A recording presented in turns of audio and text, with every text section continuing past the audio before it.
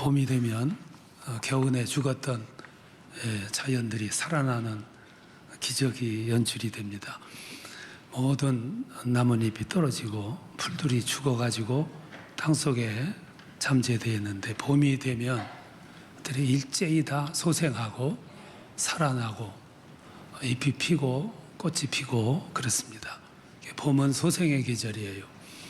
근데 봄이 돼서 그런 게 아니고 자연이 그렇게 소생하는 이유가 있습니다. 그게 바람 때문이고 비 때문입니다.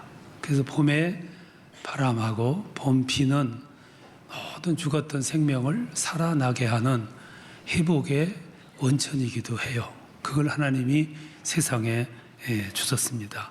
봄바람 또 봄비는 어쩌면 하늘이 준 생명의 원천이라고 볼 수 있습니다. 우리 인생에도 마찬가지입니다. 우리 신앙의 삶에도 마찬가지고 우리의 인생의 삶에 또 신앙의 삶에 봄비와 또 봄바람과 같은 역할을 하는 그런 요소가 있습니다. 그게 성령의 역사입니다. 성령이 임하시면 죽었던 곳에서 생명이 돌출되고 또 죽어가는 사람이 살아나게 되고 그리고 말라 비틀어졌던 그런 해골들이 활동하는 새 생명으로 변화되는, 그래서 변화의 역사, 소생의 역사, 회복의 역사, 이것들이 성령의 역사가 일으키는 역사들입니다. 하나님은 예수님 부활하시고 승천하신 후에 곧바로 세상에 성령을 보내주셨어요.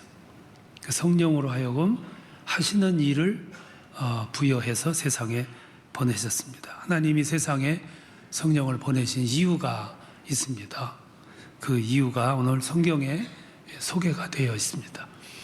성령이 세상에 오셔서 하는 일 가운데 하나는 26절에 보니까 우리의 연약함을 도우신다, 그렇게 말씀을 했어요. 도우시는 역사를 하는 거죠. 여러분, 인간은 큰 소리도 치고 때로 아는 체도 많이 하지만 인간은 참 약한 존재, 무력한 존재고 무능한 존재입니다. 말 한마디에 감정이 상해가지고 죽느니 사느니 그러면서 살아가요. 말 한마디도 소화할 능력이 없어요. 좋은 말만 듣고 조금 살가는 이야기가 들어오면 금방 감정이 상해가지고 그리고 살 맛을 잃어버리고 살아가고 하는, 그게 인간의 자본이에요. 우리들이 예수를 오래 믿었는데도 불구하고 이 영적 수준이 약해가지고 믿음에 확신이 없이 그러고 살아가요. 불행한 거죠.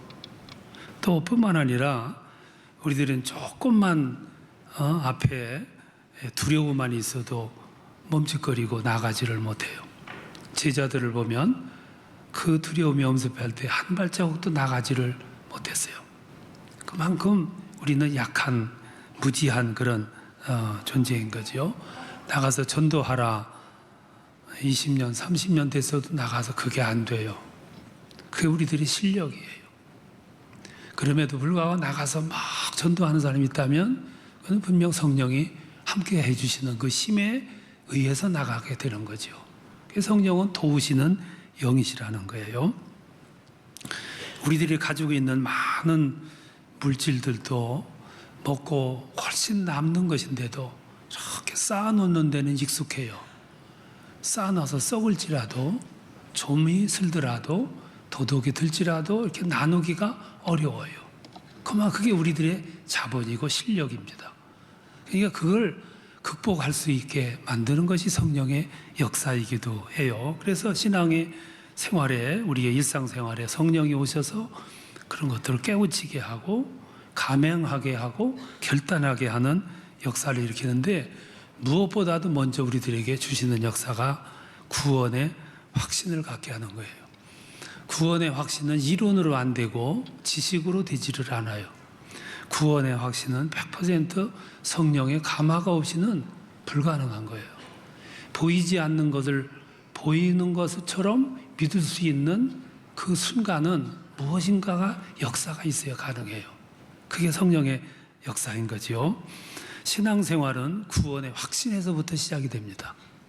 내가 어느 시점에 구원에 대해서 확신을 갖는 그 순간부터 영적 생활이 시작이 되는 거예요. 그때부터 나가서 증거하게 되고 내 속에서부터 우러나오는 고백을 그때부터 하게 되는 거죠. 말로 고백은 얼마든지 할 수 있는데 중심에서 우러나오는 고백은 말로서 지식으로 글로는 되지를 않는 거예요. 성령 역사가 필요한 거죠. 제자들이 성령 강림 이후에 돌변을 해요. 변화를 받아요. 확신을 갖습니다. 그리고 나가서 전도합니다. 어디서 나가서 전도했냐면은 공회에 가서 전도했어요. 공회가 어디냐 하면은 얼마 전에 예수께서 사형언도 내려진 곳이 공회였어요. 거기서 예수님이 사형언도를 받고 그날 처형됐어요. 제자들이 거기 가서 전도했어요. 맨정신으로 했겠어요? 성령의 후광, 뒷받침이 없이는 불가능한 거죠. 그러면 그 공회에 가가지고 누가 담대하게 앞장서서 전했냐면 베드로가 전했어요. 베드로가 누군데? 얼마 전만 해도 예수를 모른다고 3번씩이나 부인했어요. 저주까지 하면서 모른다고 그랬어요. 예수님 십자가에 달릴 때 원대한 데 없이 사라졌던 사람이 베드로를 비롯해서 제자들이에요. 그런데 오늘은 이렇게 달라진 거예요. 예수님이 사형언도가 내려진 공회에 가가지고 그 엊그제 두려웠던 마음은 하나도 안 나타나고 확신 있게 전했던 거죠. 뭐에 의해서 그랬냐면 성령 강림에 의해서, 성령의 도우심으로 말미암아. 이게 성령이 하시는 일이거든요. 오늘 우리에게 성령이 그렇게 강하게 임하신다면 굳이 내가 가서 전도하라고 할 필요도 없는 거예요. 자연적으로 고백하게 되고 전하게 되고, 대화가 전도고 대화가 고백이 되는 거지요. 이런 성령이 역사가 여러분들을 통해서 일어나기를 바랍니다. 또 26절에 보면 마땅히 빌 바를 알지 못하나 오직 성령이 탄식함으로 기도하신다 그랬어요. 여기 탄식함으로 기도하신다는 얘기는 중보 기도를 말해요. 여러분, 살아가다 보면 내가 감당하지 못할 만한 큰 어려움을 당할 때가 있어요. 그때는 눈앞이 캄캄해지죠. 어떻게 내가 이거를 이겨나가야 되나 하는 방법론이 안 나와요. 당황하게 되고 눈앞이 캄캄하게 되고 어쩔 줄 모르게 되고 놀라게 되는 거죠. 그때 성령은 오셔서 우리 앞에 놓여 있는 그 암담한 현실을 싹 없애주시는 역할을 하느냐면 그건 아니에요.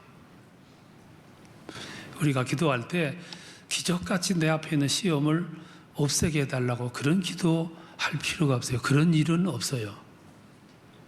성령의 역사, 하나님의 뜻은 우리의 현실을 어느 날 싹 바꿔놓고 그렇게 역사하는 법은 없어요.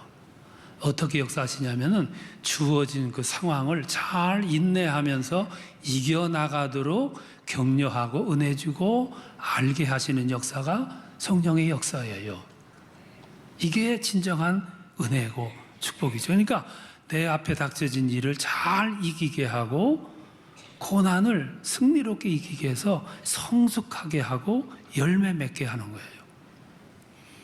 진주는 조개가 만든다 그러잖아요. 조개 속에 모래알이 하나 들어가요. 부드러운 조개살 속에 모래가 들어와서 박혀요. 안 빠져요. 조개는 그걸 빼내려고 몸부림을 치는 게 아니라 그때부터 받아들여요. 그리고 그 속에 있는 생명의 즙을 빼내가지고 그걸 감싸는 거예요. 감싸고 또 감싸고 또 감싸서 이게 진주층을 이루는 거예요. 이 층이 커져서 마침내 진주가 되는 거예요. 진주를 목에 걸고 다니실 때 조개의 그 아팠던 모습을 생각하시면 좋을 거예요. 진주는 그렇게 해서 만들어진 거예요. 내 삶에 고난이 왔어요. 그 고난은 뭐냐면 조개 속에 한 알의 모래가 들어와서 박힌 것과 똑같은 거예요. 모래가 아팠듯이, 조개가 아팠듯이 우리 마음이 아픈 거지요. 어려움이 오고 고난이 오면 내 마음이 아파져요. 아프고 또 아파요. 그러면 나는 그걸 이렇게 물리치려고 하면 더 힘들어요. 그러면 어떻게 되냐면 그때부터 그 고난을 이렇게 받아들여 가지고 감싸는 거예요. 조개가 생명즙을 내 가지고 이렇게 감싸듯이 그렇게 감싸는 거죠. 떨쳐버리려고 하는 게 아니라 그걸 감싸고 지그시 내가 그걸 감당하는 거예요. 그 과정에서 인내가 나오는데 인내가 커지면 소망을 낳게 돼요. 그 소망이 뭐냐면 나중에 그리스도인으로 하금 진정한 성숙한 그리스도인으로 키워놓는 거예요. 사람은 그렇게 해서 여물어지고 신앙인도 그렇게 해서 성숙해지는 거죠. 문제는 내 앞에 와 있던 고난도 어려움도 이게 빨리 끝나면 좋은데 오래 가는 게 문제예요.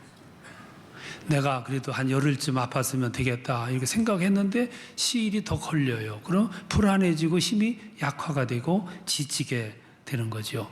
그럼에도 불구하고 하나님은 그걸 금방 없애주시고 사라지게 하시는 게 아니고 그냥 놔두시는 거예요. 놔두는 이유가 있어요.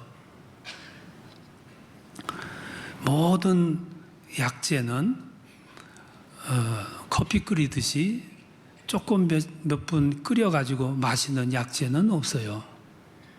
약탕기에 약재를 넣고 오래 끓이는 거예요. 센 불이 아니고 연한 불로 오래도록 끓이는 거예요. 그래야 약 효과가 있어요.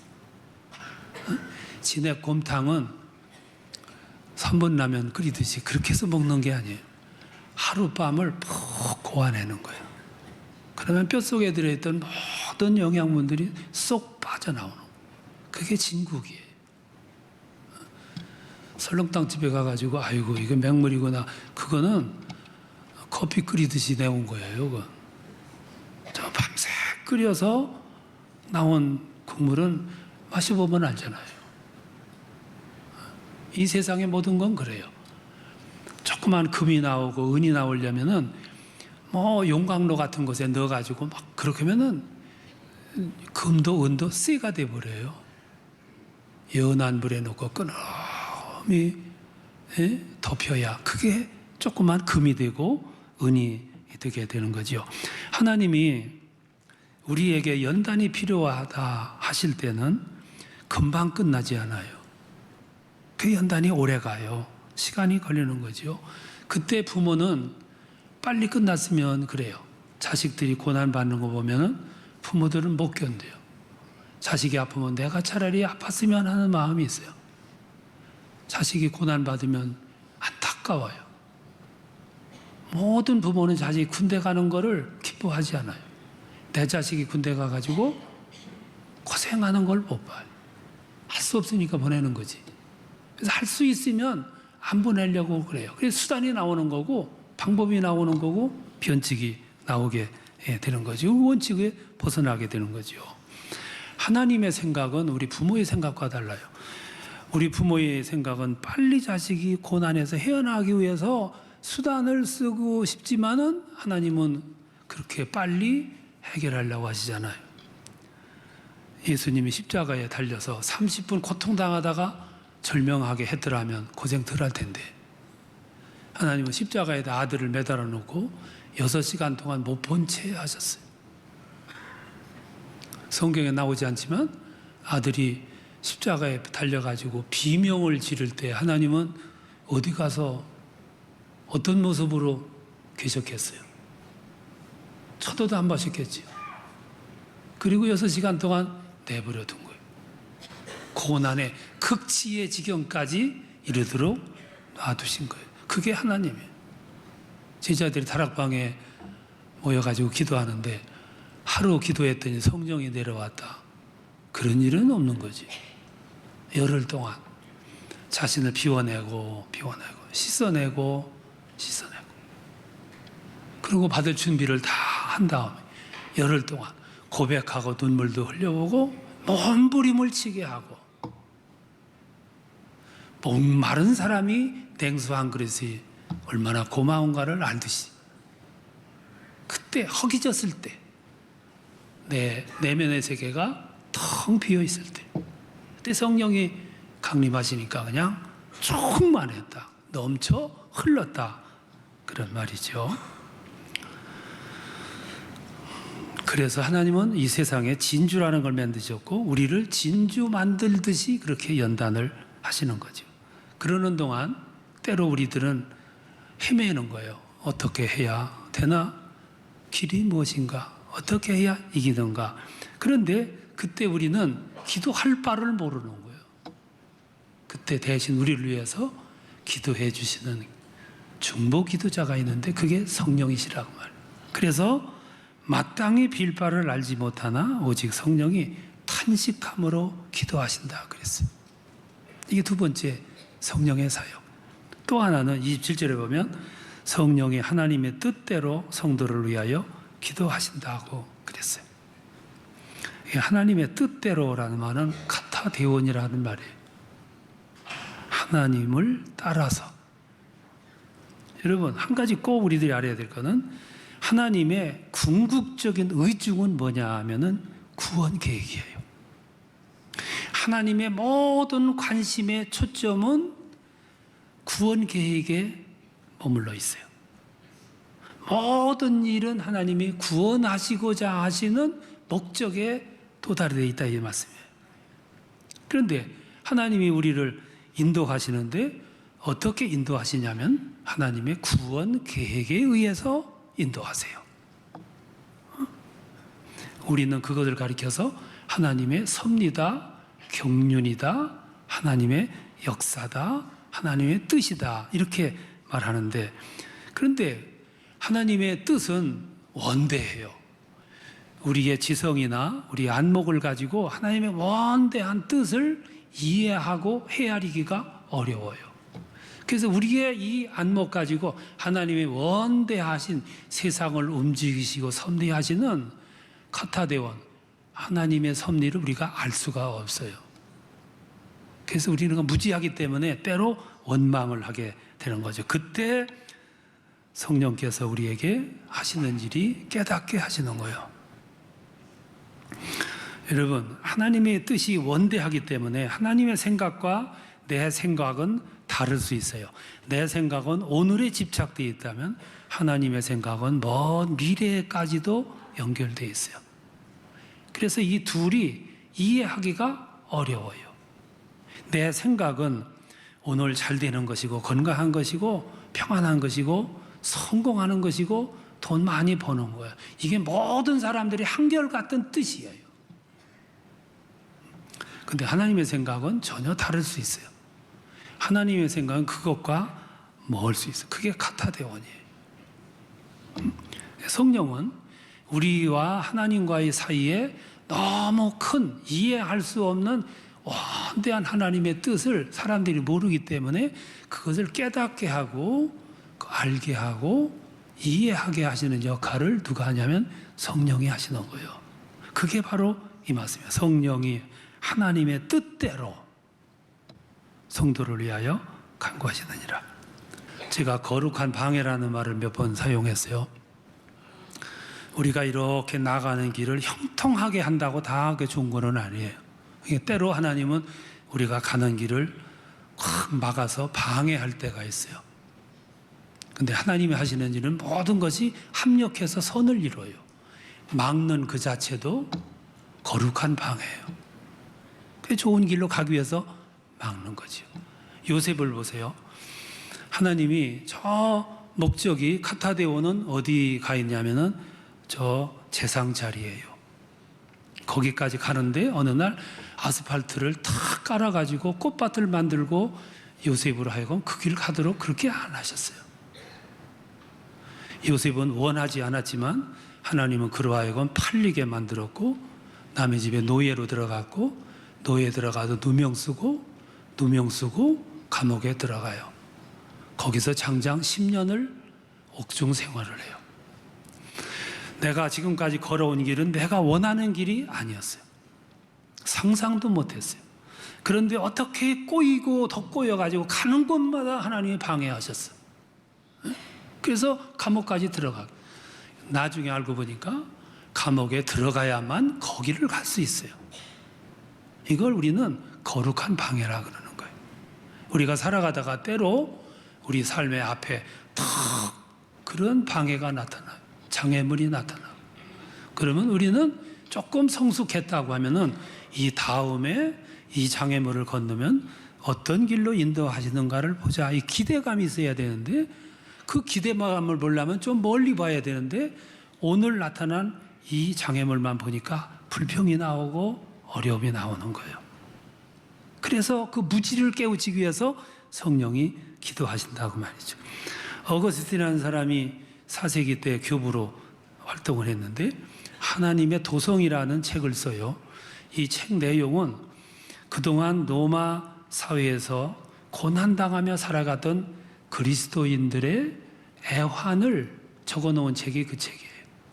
수많은 고난, 예수 믿기 위해서 핍박을 피해서 도망다녀야 되고 산속으로 바위 속에 구멍을 뚫고 살고 땅속으로 들어가서 살고 그러면서도 그 신앙을 버리지 않고 살기 위해서 헌신하며 살아가요. 그러다가 마침내 로마가 기독교를 자유화해요. 그리고 국교로 받아들여요. 이제는 그리스도인들은 더 이상 도망 다닐 필요가 없어요. 더 이상 땅속에 숨을 필요도 없어요. 마음껏 신앙생활 할 수 있는 환경이 조성이 됐어요. 그래서 다리를 뻗고 이제는 평안히 신앙생활 할 수 있겠다 싶었는데 그때 게르만 민족이 로마를 점령을 해요. 게르만 민족은 야만 민족이에요. 다신교를 믿는 종교를 가지고 있어요. 자연 숭배하는 사람들이었어요. 그 모습에 어거스틴이 얼마나 충격을 받았겠어요? 어떻게 하나님의 이 신성한 도시를 하나님의 복음하시 기준 이 도시가 야만 민족에 의해서 점령이 되는가? 근데 황당해 놀랐는데 그런데 얼마 있다가 이 게르만 민족이 기독교 복음을 받아들여 가지고 개종을 하는 거예요. 개종을 해서 로마라고 하는 나라를 더 두텁게 만들어요. 누가 상상이나 했겠어요? 로마가 벌써 망했을 텐데 게르만 민족이 힘을 보태줌으로 알면 로마라고 하는 나라의 생명이 더 길어진 거예요. 그리고 더 나아가서 신성 로마 제국이라는 더 광범위한 세력을 뻗치게 되는 거죠. 이걸 가리켜서 하나님의 거룩한 방해라고 그래요. 또 하나는 28절에 보면 하나님을 사랑하는 자, 그 뜻대로 부름을 받은 자는 모든 것이 합력해서 선을 이룬다 그랬어요. 여기 두 가지 명제가 나와요. 하나는 하나님을 사랑하는 자가 나오고 또 하나는 뜻대로 부름을 입은 자가 나와요. 하나님을 사랑하는 자는 누구며 뜻대로 부름을 받은 자는 누구예요? 그게 여러분 자신이에요. 그런데도 여러분은 몰라. 그게 답답한 거예요. 그러니까 탄식하면서 기도하시는 거예요. 왜? 그거를 알고 깨닫고 하나님의 큰 뜻, 원대한 뜻을 알고 거기에 섭리를 믿으라. 그래서 중보기도 하시는 거죠. 내가 오늘 하나님을 알게 됐어요. 믿게 됐어요. 그리고 내가 하나님을 사랑하게 됐어요. 그렇게 되는데 내가 한 일은 아무것도 없어. 내가 하나님을 알고 하나님을 믿고 하나님의 사랑을 입었어요. 그리고 하나님께서 나를 선택해서 말씀에 따라 여기까지 인도했어요. 우리가 여기까지 오는데 내가 한 일은 아무것도 없어요. 모든 것이 하나님의 일방적인 은혜예요. 이 은혜를 알고 깨달을 때 무릎을 치게 되고 그 이치를 깨닫는 순간 내 속에서 고백이 터져 나오고 그때 비로소 억울해서 눈물 흘리는 게 아니라 코가 찡하리만큼 감동에 젖어가지고 내 눈에서 눈물이 나오는 거예요. 그런 눈물 흘려보셨어요? 억울해서는 흘려봤지만 그게 성령의 역사라 이 말이에요. 정말로 내가 하나님의 사랑을 입은 자가 됐다. 내가 하나님을 사랑하는 사람으로 부름을 받았다. 그렇다면 여러분 지금서부터 여러분의 미래의 삶에 대해서는 걱정할 필요 없어요. 내가 지금까지 하나님을 알게 됐고 믿게 됐고 사랑을 입게 됐고 하나님의 사랑을 할 수 있는 사람이 되기까지는 내가 한 일은 아무것도 없어. 모든 것은 하나님이 하셨어요. 그렇다면 내가 진정 하나님을 사랑한다면 이후의 삶도 하나님이 하실 줄로 믿고 따라가는 거예요. 순종하면서 따라가는 거예요. 그 순종하면서 따라가도록 역사하고 섭리하고 도우시는 분이 성령의 역사예요. 그래서 성령께 의지하여야 돼요. 믿어야 되고 의존해야 되는 거지요. 그때 성령은 나를 붙잡아가지고 목자와 같이 푸른 초장으로 잔잔한 물가로 안전한 곳으로 쉴만한 곳으로 인도하실 겁니다. 이런 축복이 함께 하시기를 축원합니다.